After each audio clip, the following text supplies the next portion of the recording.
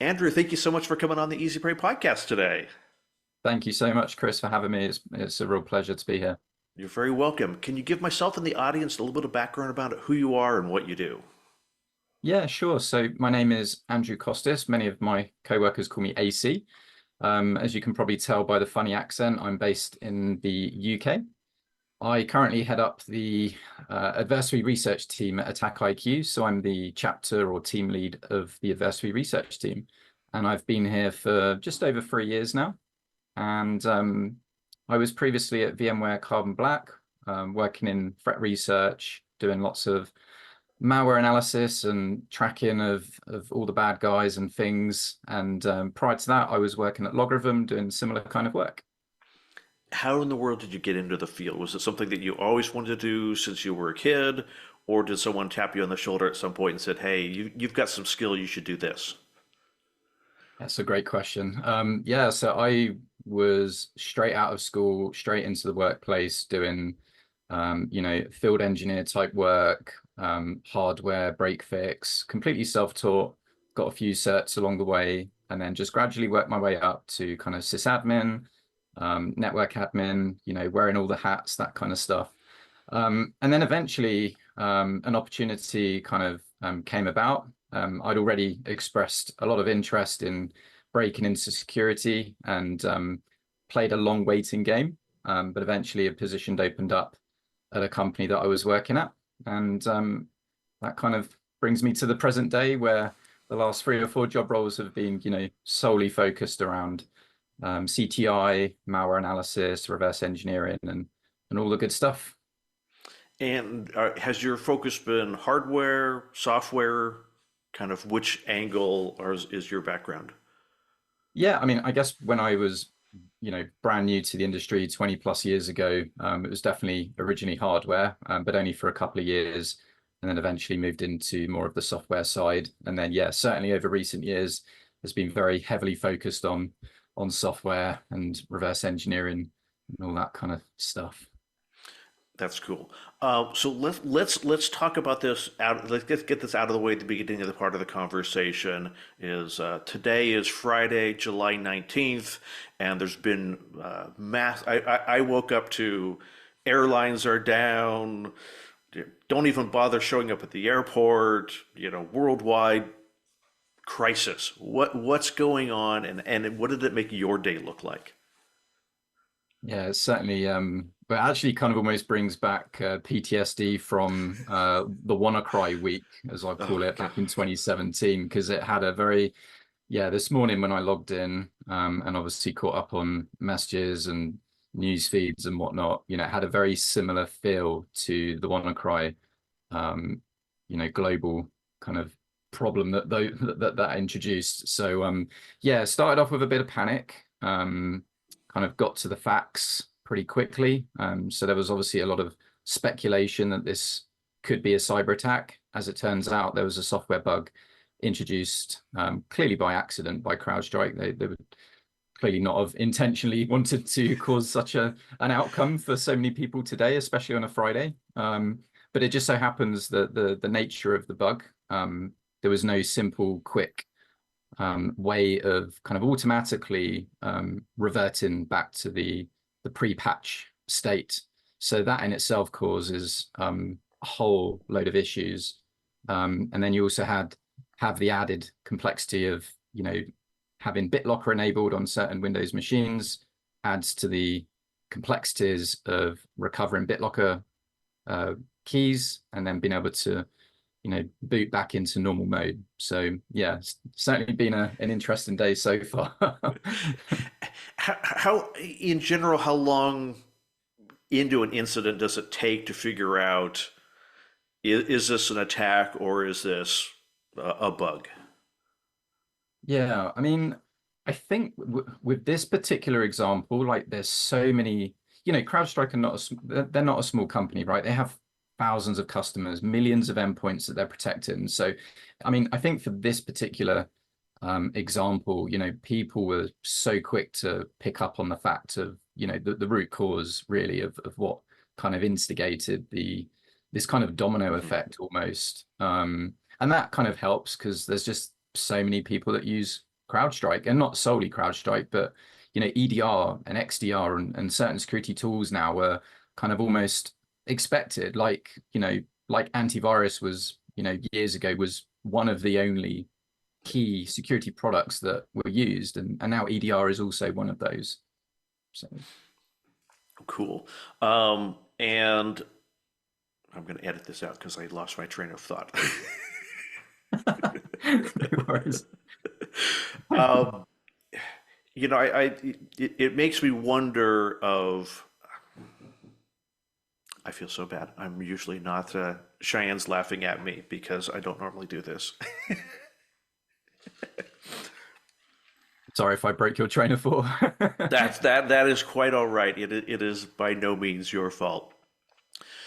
So you were talking kind of the domino effect with large installations and systems like this. Does almost getting them back online become almost as much as a problem in terms of we have to take more stuff down and then bring it up in a staged and strategic way, as opposed to we'll just reboot that machine or apply a patch and hit reboot, and then magically, as soon as it's up and running, everything is perfect.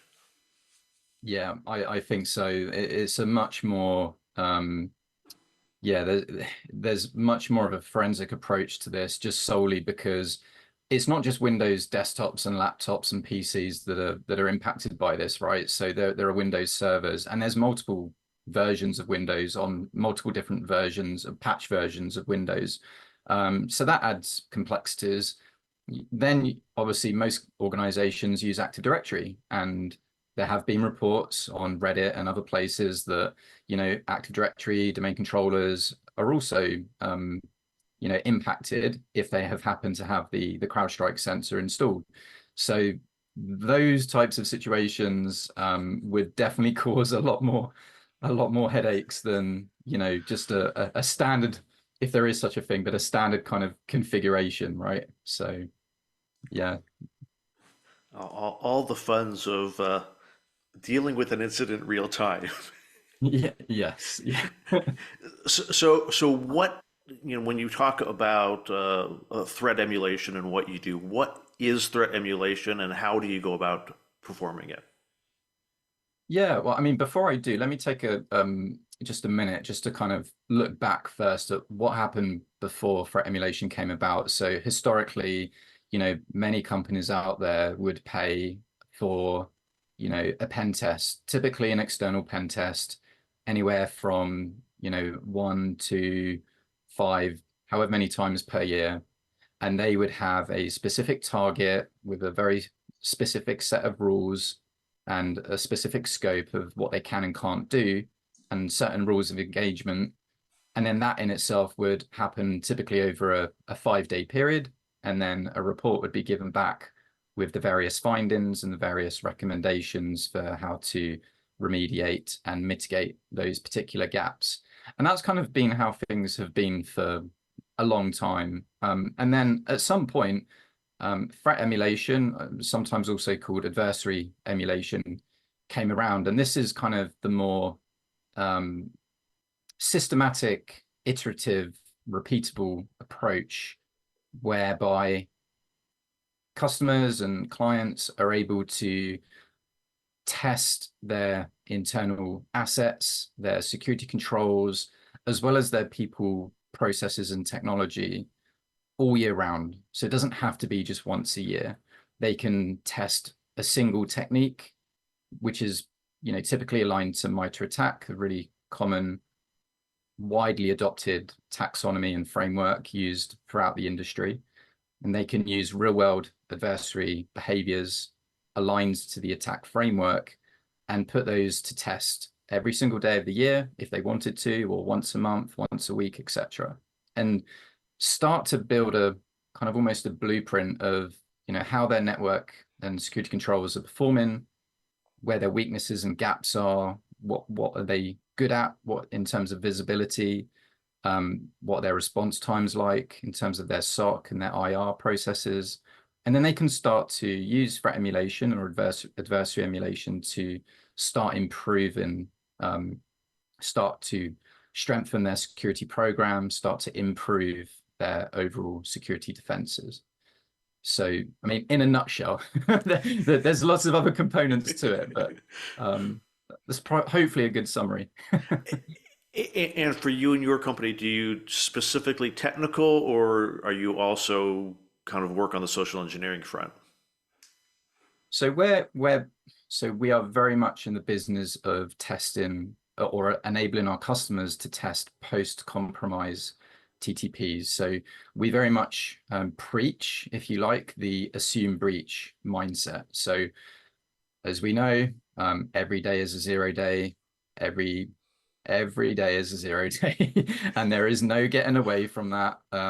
Yes, sometimes you might get slightly quieter weeks where there haven't been too many critical CVEs, but we now come to expect that at some point, every single week or every single month, there's going to be, one or more very, critical CVEs and exploits, and quite possibly that lead to, in the wild exploitation that needs to be addressed, urgently. The thing is that these critical 0 days or end days, they're not going away, right? But attackers are lazy. They don't necessarily create their own custom tooling for each and every single attack.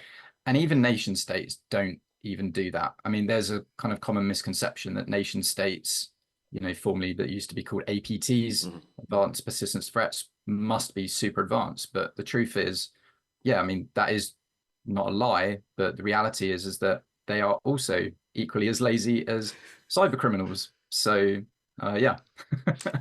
A little bit of why should I invest the time and resources to invent something new when there's plenty of tools out there that will give me a good chance?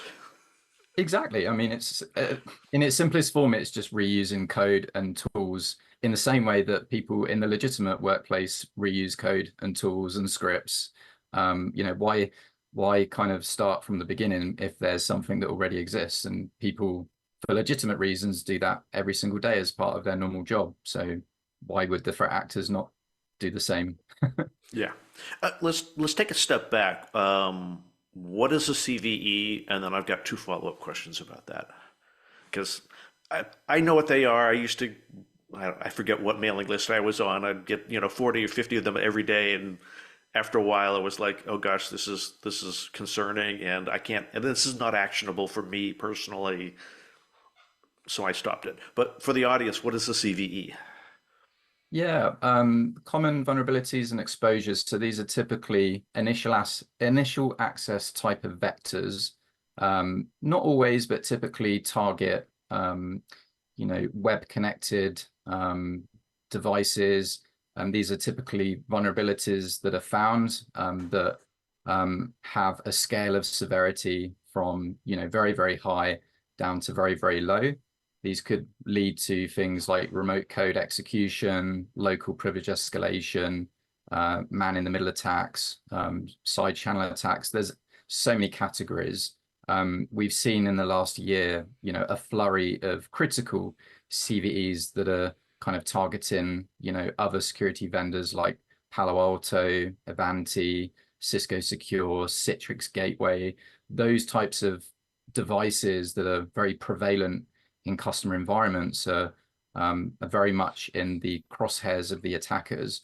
And so when these CVEs are first raised to the vendors, there's a very small window to get the vendors to address and hopefully patch the vulnerability that was reported by the researcher or the team who originally reported it, before the threat actors and the cyber criminals start to weaponize and then start to exploit that particular vulnerability in the wild. And they can and often do that very rapidly and very quickly.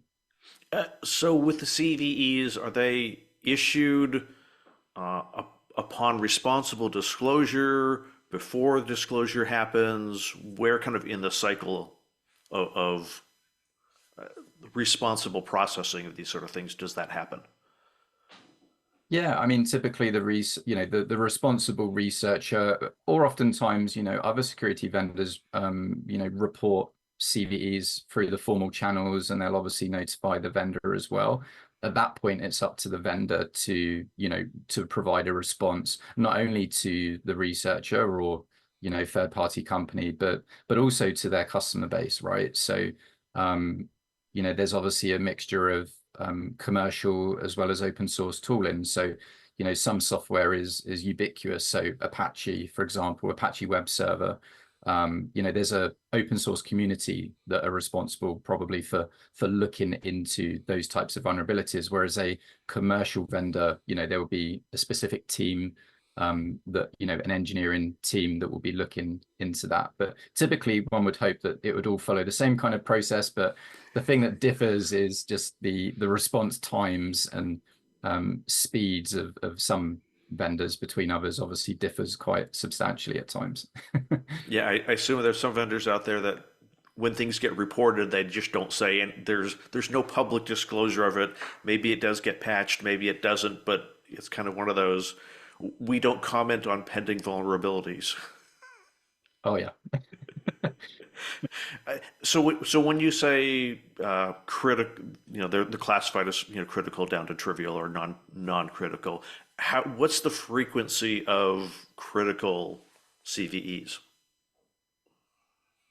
Yeah, I mean, looking at just this year alone, so like January, February time, there was definitely a noticeable flurry of really critical CVEs that were affecting, as I say, highly prevalent, security controls and gateway devices, things that are externally facing, because attackers are, you know, trying to leverage that as an initial access point, just probably because in recent years, Microsoft have kind of clamped down on some of their attach, malicious attachment kind of vectors, um, that have always been very common. They've probably reduced a little bit just because Microsoft have upped their games with security. So attackers have then adjusted, and they've, seemingly, at least in the last year or so, have started to get a bit more creative.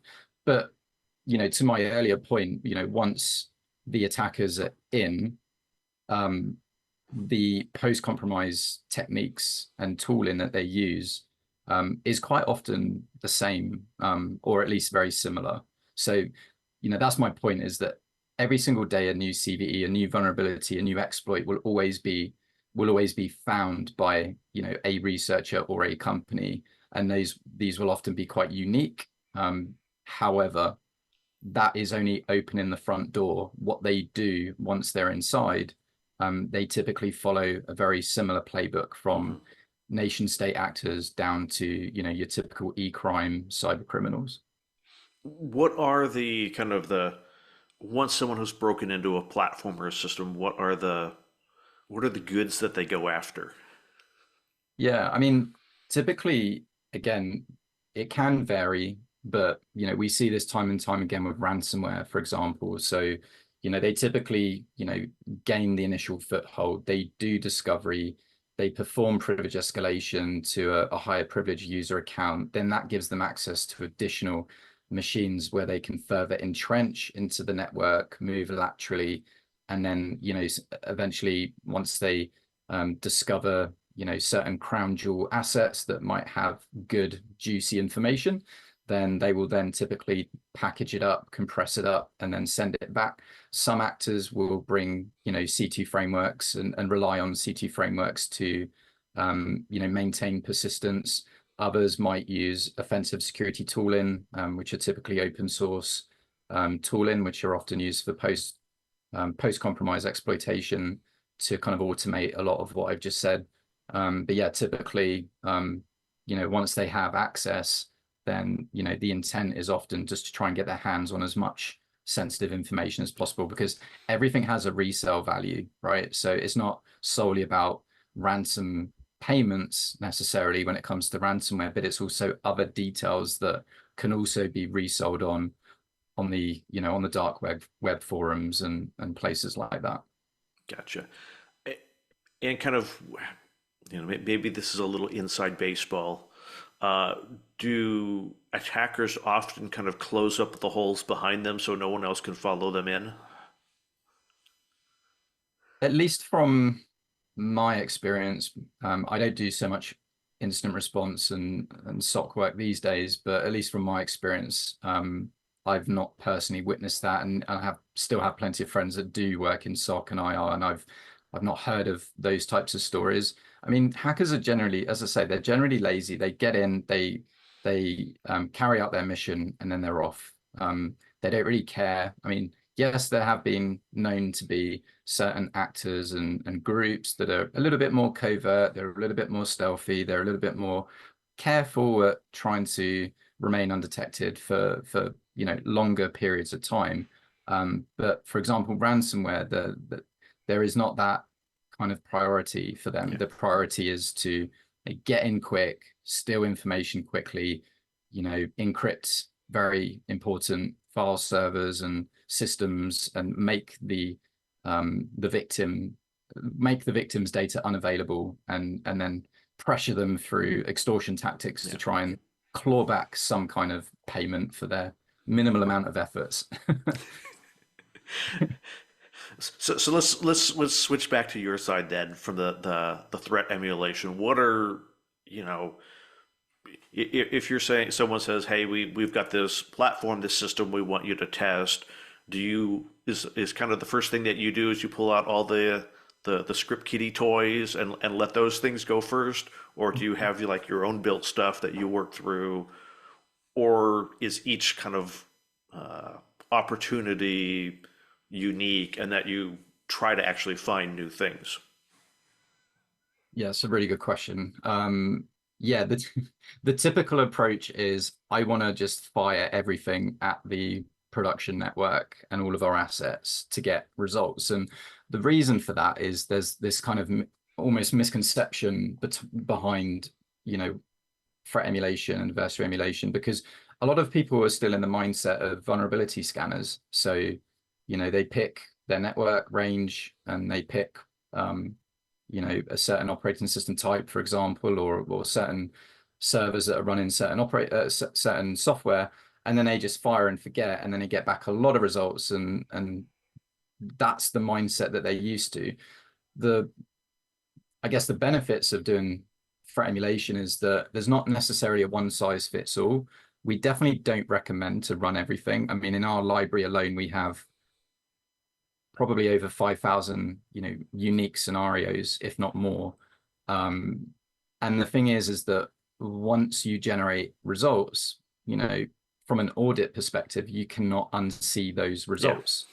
So my or our, as in Attack IQ's recommendations, are to start small.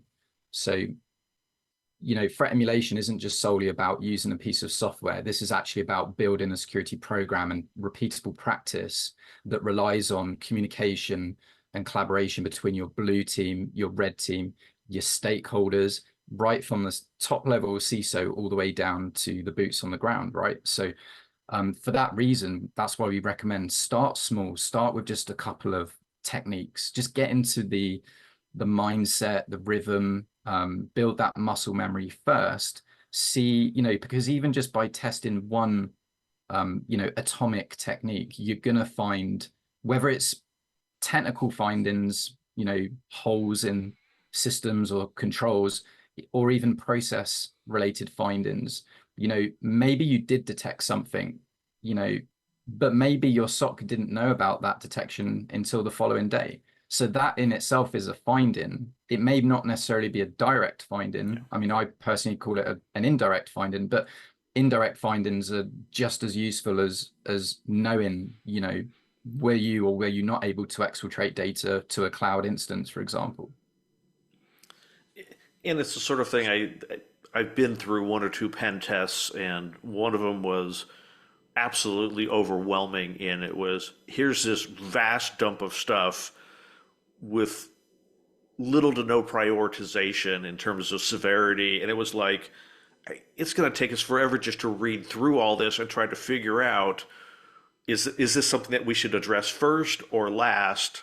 So is that part of the process of what you do, is helping to prioritize and determine severity? Not necessarily with the decision making of the prioritization, because that's down to, each client Mhm. and what their priorities are. But we certainly do, share our advice, from our own experiences in terms of what we would deem more critical. But, again, criticality can be subjective, Yeah. right? Because if I can if I can compromise, say, a dev machine in a cloud instance, to some companies that might be a huge deal. Maybe they could get onto a dev machine and use a local compiler to compile some malware, in which case it's a very big deal. But maybe to other companies it's not. So we do certainly, with every single scenario, whether it's a single atomic scenario or whether it's what we call an attack flow, which is a chaining of together, if you like, of multiple techniques or scenarios. But regardless of how you run those assessments using our software, we bring to the surface what we consider to be the bare minimum, if you like, of mitigation advice, detection advice, Sigma rules, all that kind of good stuff, as well as obviously the IOCs, as well as the ability to actually log in directly to those security controls that are in your estate and actually, try and piece together, how the behaviors might compare to, how you might respond, how they might be presented by your third party tooling and so on. Gotcha. So in some of your tests, have you ever done work for a client and been like, oh my gosh, that was way too easy. We basically got access to everything without even trying. Yeah. It is the short answer. I mean, yeah, that certainly is the sad truth. However, on the flip side, I mean, it's what I love about, although I don't do so much customer facing work in this particular role, but what I love is hearing all the success stories from customers that, like everything, right? You have a new security product and everyone's skeptical, and it's called threat emulation or adversary emulation or breach and attack simulation. And it's introduced and it goes through this kind of, infancy of no one's kind of sure whether it was worth the investment. But, to your point, and it's not a case of if, but when 100% of the time, when it finds and shines the light on, gaping holes that with all of these security controls that these customers often have, which, I think the last count I heard was, I think the average now is about 40 or 50. It could be higher, Oh, security controls in a typical organization. And, the misconception as well, the more tools, the better. And when they find these gaping holes through just doing threat emulation and adversary emulation, it's eye-opening and it's very rewarding. As sad as it is, it's also very rewarding to see the light bulb go off and them come to realization like we're actually getting value, not just from our product, but also we're starting to now get value from all of our investments yeah. across all of our security controls. Have you run across the opposite where you had a client customer that you thought, oh, this is going to be a piece of cake. Their reputation of irresponsibility precedes them, and then when you do a test, it's like, oh, well, they've actually got, things are actually pretty good or way better than we thought. Yeah, I've heard a few, mainly from colleagues. I've heard a few stories that there are definitely some companies out there that are doing an exceptional job. They still find stuff though. Yeah. No organization is perfect, and no organization is going to be bulletproof. 365 days of the year. Things change, configurations change, staff churn. People come and go, new projects start up and shut down, tooling changes, right? Companies go into bake-offs between EDR providers, for example. So, things are changing all the time. It's a very dynamic space. So, to secure, the cyber in any organization. But there are companies that do a pretty good job though, for sure. Is that one of the biggest challenges from the defensive perspective is just because you got it right today doesn't mean you're right tomorrow? This is a really good point because, again, I'll go back to my example of pen testing and even red teaming, right? So even if you're fortunate to have an internal red team, and you are able to perform, semi-regular red team engagements, maybe once a quarter, once a month even. The point is that the red team is not going to be able to cover your entire estate. They're just not going to. And the same with a pen test. I mean, even if you throw all the money in the world, they probably still wouldn't be able to cover your entire organization. This is the power of adversary emulation. You can test all year round. And why is that important? Because it gives you that visibility when things regress. I mean, we don't really talk too much about regression because people are usually just so horrified about the initial findings that they might take a while just to kind of absorb the shock. But once they've kind of reached that point, then there's the topic of regression, because you may have a customer or a client that is very proactive when it comes to mitigation. They might close out that Windows that firewall port or protocol or whatever to enable a more secure configuration, but maybe in 2 months' time, a patch update comes out and it might regress that particular configuration. And how would anyone know? I mean, Yeah. who's monitoring the firewall configuration? Maybe there are people, but is anyone likely to be monitoring it all year round? Probably not. Yeah. People aren't saying, "Oh, we applied a patch, so now we have to go retest everything that we think was secure. We need to retest it all now because we applied a patch that was supposed to make security better, not worse." Yeah. So what is the difference, and maybe what's the difference between threat emulation and actual testing, or is it the same thing? I think it's the same thing. I mean, Okay. so the way I view it is threat emulation, I think, was probably the original term that came about, and that was there to describe individual singular testing of individual techniques or sub-techniques and behaviors. So you can think of tools like Atomic Red Team, and I think they were one of the first probably to come with an open source tool that any company of any size can individually test techniques. Whereas I kind of view adversary emulation as the more end-to-end, from post initial access rather, to their end goal. So, did they execute some malware? If so, what happened next? Did they set up persistence? Did they then move that, et cetera, et cetera? So attack flows, and we internally call them attack graphs, but I think MITRE calls them attack flows. But adversary emulation to me is an attack flow, whereas threat emulation to me is an atomic singular test. Mhm. But who knows? Maybe I'm wrong.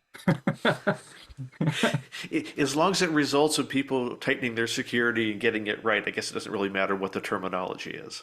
Exactly. And so when someone, hires someone to come in and review their security, so to speak, how do they what kind of findings do you guys produce, and what do they do with them? Like how do they sort through what we should and shouldn't prioritize in fixing or address? I shouldn't say fixing, but addressing. Yeah. Again, it can vary drastically from one company to the next. Adversary emulation or threat emulation, is very CTI driven. So typically it's very CTI driven. So the priorities will vary based on, what is considered a priority to that company. So for example, it could be that a company is more focused on their endpoint security, their end user compute, as opposed to their server environment.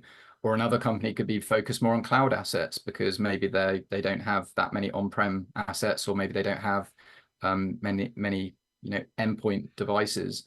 Some customers might be more focused on traffic-based testing, so testing content filtering or next-gen firewalls, IDS, IPS, that type of thing. So they're more interested in directionality of traffic, ingress, egress, what's allowed, what's what's blocked, that kind of stuff. So it really can vary. And when I say CTI driven, again, it comes down to what industry, what vertical are they operating in. Obviously ransomware has been a hot topic for multiple years now. But some organizations are more curious about certain threat actors and group compared to, other customers that are working or operating in different industries and sectors. So there's definitely a lot of variables, and unfortunately no straightforward answer. I'll give the classic I'll give the classic answer of it depends. How Yeah. about that? I like your it depends with the scope and magnitude and the industry and all that. I think that all makes sense.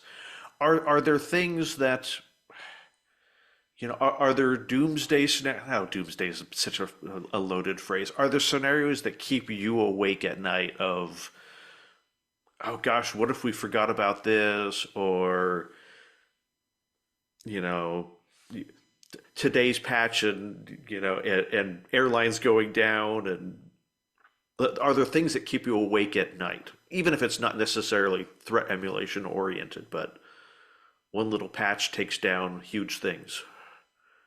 Yeah, I mean, not really. I mean, I'm really blessed. I mean, I work with a great team of people. We work around the clock when, one of our main goals as a team is we respond to CISA's cybersecurity infrastructure security agency. So they release cybersecurity advisories and alerts, and one of our main SLA objectives is to respond to and create content that our customers can then test in production. Not only that, but obviously we're continuously tracking multiple threat actors and groups all year round. So we have some very, highly skilled people on the team. That gives me reassurance. And obviously every atomic scenario, every adversary emulation attack flow that we create and release to our customers, it is designed to run in production safely, at scale, continuously, all year round, without breaking anything.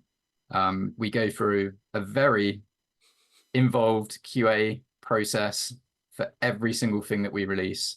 So we're not spinning up a virtual machine or some virtual instance and doing all the tests and then, disposing it. We are actually testing everything in production, whether it's on a server, an endpoint, web application, an API request, the various, different ways that you can test your assets and your applications. Everything that we build is designed to run safely. So, I mean, from that side of things, that doesn't keep me up at night. But yeah, I mean, like I say, there's always a big cyber attack. We hear about it all the time. Although I've been doing this kind of work for several years now, and you build up a tolerance to it. But you do always like we were saying earlier, you wake up to days like today with the headlines and you think, is today going to be another WannaCry day, or is it going to be worse? Who knows? So what would be kind of the worst, not the worst with a T, but a worse sort of situation than WannaCry? I mean, honestly, I think we're kind of seeing it right now. I mean, the outage that's affecting all of these industries and all of these organizations today, I would expect there to be a similar kind of impact. Perhaps the impact would be worse, but I think today is given a very good sampling of what could come and definitely gives us a bit of foresight into maybe withdrawing some cash, because maybe today is the day you go to the shops and you can't use your card, for example. I guess in a sense, the intent behind what caused the failure is kind of irrelevant to people who aren't running the platforms. Like if I'm an airline passenger, it doesn't really matter whether someone intentionally took down the airline's computers or it was a patch that went awry that took down the computers. The result is the same thing to me, as I'm not getting to my destination. Yeah, exactly. And it's a bit like I'm a quick analogy, but it's a bit like I'm a big Formula One fan, right? So there was a recent race the other day, and two drivers collided, and there was this ongoing discussion for the next week of who was at fault, right? But as you say, what does it matter? The outcome's still the same. Both drivers are out. So And I think, yeah, to the technical audience, yeah, of course we care. We want to know the juicy details of, was it a cyber attack? If so, who was behind it? If not, what caused some patch to cause all this damage?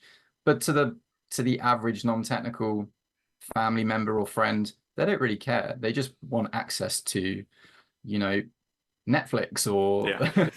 or Xbox or whatever, because it's a Friday night, right? They want to get access to their things. And I guess the remediation, it's not like there's a guarantee of if it was an intentional downing of a platform or an unintentional, it, it doesn't, one does not necessarily mean it's quicker or easier to get the platform back up and running. An unintentional downing of a platform, we saw it with, can be just as bad as an intentional one. Yeah. Although I suppose maybe, there was the automotive platform that was the automotive support system platform that was ransomwared. That that was clearly intentional and probably down for longer because it was intentional as opposed to just a platform issue. Yeah. So if people want to learn more about the industry or to learn kind of more about what you do, what kind of resources are available? Yeah. I mean, we personally, Attack IQ, we have a great free website. It's academy.academy. Can I start again? So, would you guys have any resources to, if people are interested in the field or want to know more about what you're doing or what kind of attacks are happening, where they can find out more about it? Yeah, absolutely. I mean, there's a ton of free resources out there, not just from us, but just from the wider community as well. I'd say that the primary resource for Attack IQ is the Attack IQ Academy. This is a free, widely available. It's open to everyone. You only need to create an account, and it opens up lots of free uh, training videos, courses, webinars. You can actually earn CPE credits along the way. It doesn't just only talk about breach and attack simulation and purple teaming and threat informed defense, but it talks about many other topics such as AI and lots of other stuff as well. And there's also expert speakers on there that also give their perspectives in a general sense. So yeah, obviously check out the academy. Obviously MITRE as well. They've got some great free tools and projects. The MITRE Attack Navigator, for example, is a great way of overlaying techniques and mitigations and detections over the heat map and building custom heat maps and stuff. There's the Attack Workbench tool, which is almost like your offline version of MITRE Attack, where you can annotate the attack framework and kind of collaborate and share notes with colleagues and peers. Atomic Red Team as well. I mean, I know I probably shouldn't be plugging them, but they're a free resource and they've been around for a long time. And I personally regard them very highly, and I know many of my colleagues do, but it's a good starting point for sure. Another one is vector.io, which again is just a free kind of platform, if you like, for kind of organizing your assessments and again, kind of starting that process of collaboration and knowledge sharing. So there's probably many others I can mention, but those are the ones that kind of come to the top of mind. Have you found our educational institutions catching up with training people in this field, or is it still pretty much learn on the job, figure it out yourself? What for my role in particular, or Just being involved in threat research and whatnot and mitigation. yeah, yeah, I, I think very much cybersecurity as an industry is very much sink or swim for the most part. Um, but yeah, I mean, threat emulation and more specifically, I mean, there definitely is a lack of awareness and a lack of knowledge around what it is, what the benefits are. And I think part of the issue is that customers and employees, right? They're probably burned out with just hearing about all the shiny new Yeah. toys that all of these vendors are releasing. And there is no, I've been saying for years, there is no shortage of security tools out there. What is in my opinion, the shortage of is proactively addressing, these gaping holes that, threat emulation and adversary emulation can uncover that other tools cannot. Simple as that. So Sounds good. If people want to be able to connect with you, where can they find you? yeah, they can hit me up on LinkedIn. I used to tweet, but I just kind of lurk these days. But yeah, for sure, LinkedIn is good. Awesome. Andrew, thank you so much for coming on the Easy Freight podcast today. Cool. Thanks for having me, Chris. It's been a pleasure. Thank you.